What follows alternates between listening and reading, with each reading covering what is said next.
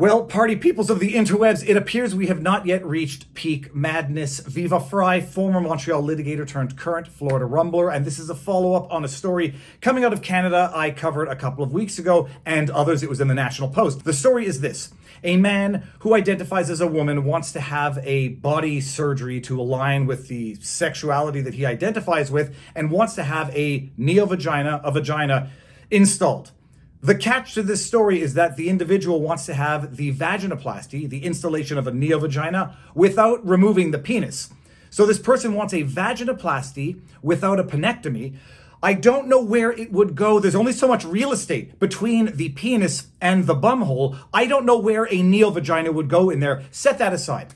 This is also not a question of what an adult should be allowed to do with their own body. A full-grown adult in full awareness of fact and law and all the potential side effects should be able to do whatever they want to do with their body. The question in this case was whether or not this individual could compel the Ontario Health Insurance Plan to pay for this vaginoplasty without penectomy. Apparently, it's such a rare procedure, so uncommon, that the only place this person can get this procedure done is in Texas. And he was petitioning the Ontario Health Insurance Plan to pay for his surgery to go to Texas to have this done because he can't find anywhere in Canada to do it. The Ontario Health Insurance Plan initially refused to cover the cost. They said this is not covered in the schedule of procedures that are covered by Ontario Health Insurance. The individual contested the decision, ended up in front of one of these Soviet administrative tribunals that we have so many of in Canada, and the administrative tribunal said, no, this is specifically covered by the schedule of procedures covered by the Ontario Health Insurance Plan. They cover vaginoplasties, they cover penectomies, and therefore it's specifically included that they cover vaginoplasties without penectomies. The Ontario Health Insurance petitioned the courts to try to overturn the decision of the administrative tribunal, and the court came down in a 3-panel judge's decision, unanimously affirming the administrative tribunal's decision that the Ontario Health Insurance Plan indeed covers this type of procedure, and to deny it would be basically a charter violation to deny certain inalienable rights of this individual.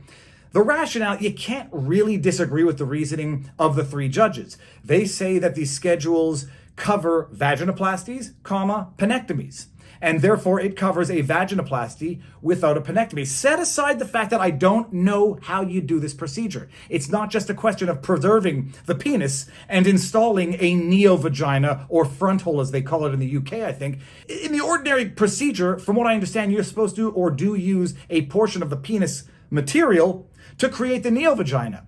Set that aside. Where does it go? And where is the limit to where it can go? There's only so much space down there, and I don't want to get crude, but it's going to be in that spot between the penis and the anus, and I believe that's called the taint. Other than that, I don't know where it goes, but set aside the Frankensteinian medicine that goes into this type of procedure, set aside the fact that this is an adult who can do whatever they want with their own body.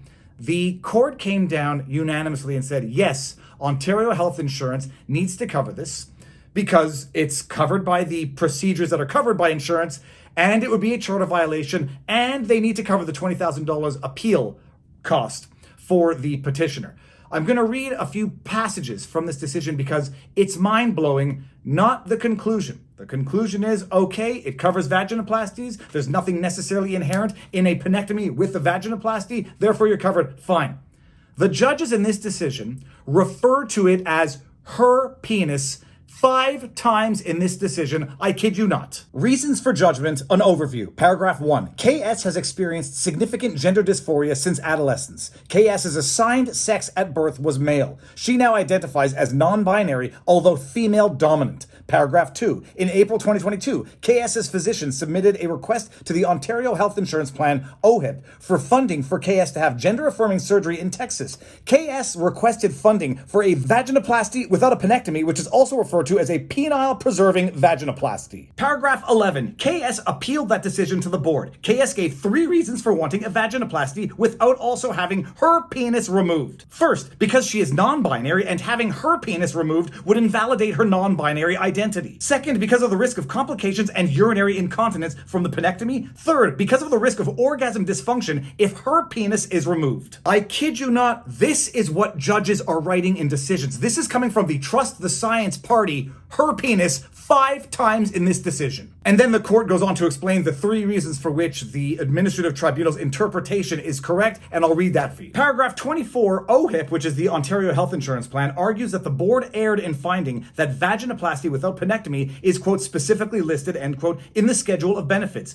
OHIP further argues that because vaginoplasty without penectomy is not specifically listed, the board was required to consider whether it is excluded under section 24.1 because, according to OHIP's expert, it is an experimental treatment for gender dysmorphia. Paragraph 25, in my view, the board was correct to find that vaginoplasty without penectomy is, quote, specifically listed, end quote, in the schedule of benefits for 3 reasons. First, the board's interpretation is consistent with the grammatical and ordinary meaning of the relevant provisions. Second, the board's interpretation is consistent with the legislature's intent. And third, if there is any ambiguity in the language of the provisions, the board's interpretation is consistent with charter values. Above and beyond referring to it as her penis, above and beyond saying that the administrative tribunal's interpretation of the law is correct, the court goes on to say that yes, this person's right to have the government pay for the vaginoplasty without a penectomy is protected by the charter. The charter protected right to security of the person safeguards individual dignity and autonomy. Our law has long protected a patient's freedom to make decisions about their healthcare and bodily integrity. Section 15 of the charter guarantees every individual the right to equal treatment before and under the law and the right not to be discriminated against based on enumerated and analogous grounds. I find that interpreting Part B of paragraph 17 of Appendix D to the schedule of benefits in a way that requires transgender or non-binary people assigned male at birth to remove their penis to receive state funding for a vaginoplasty would be inconsistent with the values of equality and security of the person. Such an interpretation would force transgender, non-binary people like KS to choose between having a surgery, penectomy, they do not want and which does not align with their gender expression to get state funding on the one hand and not having gender-affirming surgery at all on the other. Such a choice would reinforce their disadvantaged position and would not promote their dignity and autonomy. I'm sorry, judges. I think we can all agree that they can do whatever the heck they want with their own bodies and more power to them if they so choose to do it. What they cannot do is force taxpayers to pay for their experimental elective surgeries.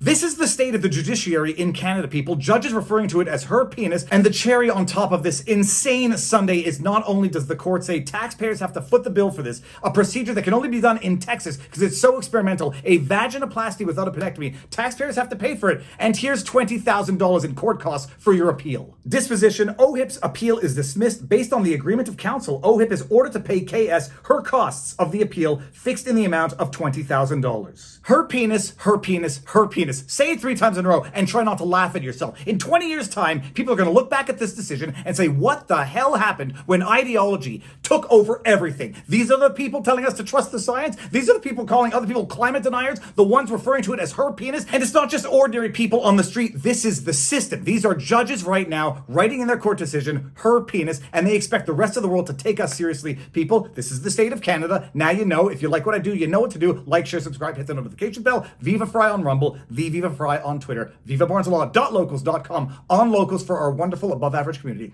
More important than anything, get out there, exercise, eat healthy, get some sun, laugh it off. This too shall pass, and now you know your vlog. Peace out, peeps.